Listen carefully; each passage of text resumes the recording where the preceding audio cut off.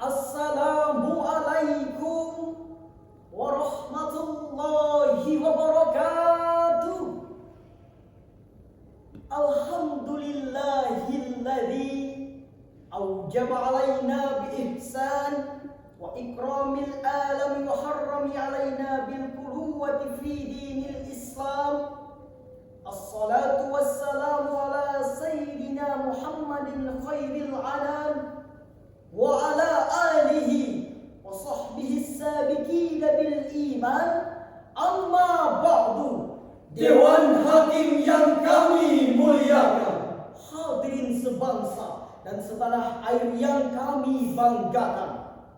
Identitas agama merupakan fenomena fundamental bagi masyarakat Indonesia dibandingkan ras, suku dan spirit kebangsaan. Agama diyakini sangat memenuhi kebutuhan psikologis individu terkait identitas diri, harga diri, dan aktualisasi diri. Demikian sekelumit kesimpulan pada Association of Asian Social Psychology di New Delhi, India. Konsekuensinya, sebagai suatu penganut agama di Indonesia, ia pasti dihadapkan bukan hanya dengan umat seagama, melainkan juga dengan umat yang berbeda agama. Dari segi keyakinan, apakah semua agama benar atau hanya agama yang dianutnya saja yang benar? Pertanyaan tersebut menjadi penting direnungkan, karena jika seorang individu beragama memiliki keyakinan bahwa semua agama benar, ia akan dianggap berakidah samar-samar. Akan tetapi, jika seorang individu beragama memiliki kesimpulan hanya agama yang dianutnya saja yang benar, ia akan dianggap berakidah samar. Dengan keyakinan seperti itu, agama selain yang dianutnya akan dibina ke jalan yang benar. Jika tidak mau, harus dibinasakan. Tetapi andai sikap ini yang dikembangkan, wajah agama yang damai dan bersahabat akan berubah menjadi monster yang paling jahat, Teroris yang paling sadis, radikal yang paling brutal, bahkan tidak mustahil. Jika di negeri ini terjadinya konflik vertikal, diagonal, bahkan horizontal, yang menyebabkan kecemburuan sosial dan eksternal. Betul hadirin?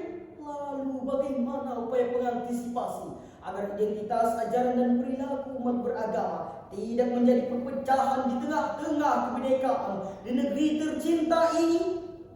Sebagai jawabannya, membangun toleransi beragama dalam bingkai Al-Quran menjadi tema syarih Quran yang akan kami bawakan pada kesempatan kali ini dengan landasan Al-Quran surah Al-Baqarah ayat 143.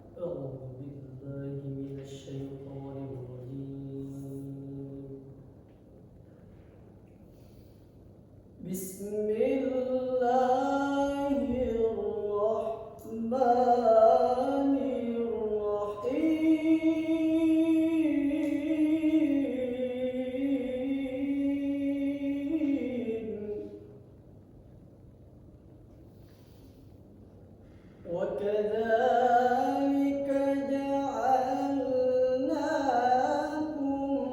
أمة وسطا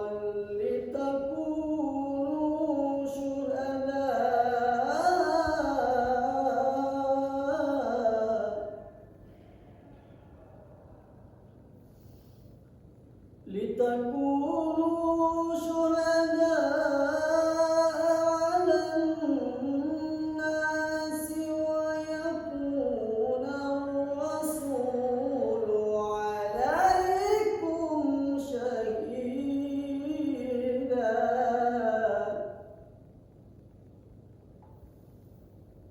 وما جعلنا القبلة التي كنت عليها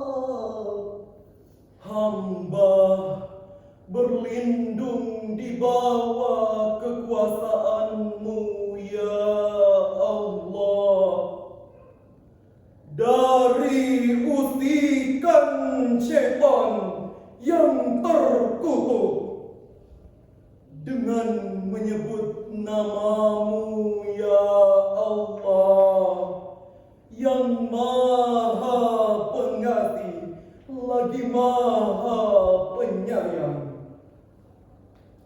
Dan demikian pula kami telah menjadikan kamu umat yang adil dan umat pilihan, agar kamu menjadi saksi atas manusia dan Rasul. Dan kami tidak menetapkan kiblat yang menjadi kiblat-Mu sekarang, melainkan agar kami mengetahui siapa yang mengikuti Rasul dan siapa yang berbalik ke belakang. Dan sungguh itu sangatlah amat berat, kecuali bagi orang-orang yang diberi petunjuk oleh Allah. Dewan Hakim yang mulia, hadirin yang berbahagia, asbabun nuzul ayat tadi masih relevan dengan ayat sebelumnya, yaitu tentang pemindahan kiblat kaum muslimin dari Baitul Maqdis ke arah Ka'bah atau mustaqbal al-kiblat. Ayat ini diturunkan Allah untuk mempertegas posisi kaum muslimin sebagai umat yang toleran atau dikenal dengan istilah Ummatan wasatan. Menurut Syekh Sabah Ar-Rifai dalam Tafsirul Wajsi Kitabillahil Aziz halaman 23, kata wasaton dalam bahasa bermakna pertengahan, seimbang dan pilihan. Secara leksikal dalam pemahaman Profesor Dr. Kiai Haji Muhammad Quraisyah MA dalam tafsirnya Al-Misbah jilid 1 halaman 278, kata wasaton dalam bahasa Arab berarti segala yang baik sesuai objeknya. Dalam konteks beragama berkembanglah istilah Ummatan wasatan. Yalal watan, yalal watan, yalal watan. Hubbul watan minal iman, wala takum minal iman, inhadu walal watan. Indonesia negeriku, engkau panji martabatku. Siapa datang mengancammu kan binasa di bawah durimu. Siapa datang mengancammu kan binasa di bawah durimu. Takbir, Allahu Akbar. namun disayangkan hadirin, tinta emas ini berubah menjadi tinta kelam karena julukan umat Islam sebagai umat toleran di kawasan ASEAN ini identik sebagai umat ekstremis, umat radikalis, Umat separatis, bahkan umat teroris. sebagai contoh kelam terjadi sederetan kasus terorisme dan radikalisme di berbagai wilayah di negeri ini, mulai dari kasus peledakan bom yang menyebabkan 3 gereja hancur lebur, yang menyebabkan puluhan nyawa tak berdosa meninggal dunia. Ini jelas, sekali lagi ini jelas tidak mencerminkan sikap seorang toleran, pendebar maslahat, tetapi sikap seorang penjahat, pembawa mafsadat. Nauzubillahi min dzalik.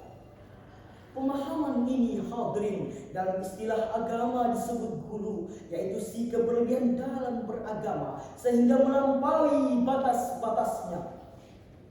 Demikian penjelasan Ibnu Hajar Al-Asqalani dalam kitabnya yang masyhur Fathul Bari jilid 13 halaman 278. Timbul pertanyaan, bagaimana solusi menumbuhkan sikap toleran dalam kebinekaan menurut Al-Quran? Sebagai jawabannya, mari kita renungkan firman Allah dalam Al-Quran surah Al-Mumtahanah ayat 8. La yanhaqullahu 'anil ladzina lam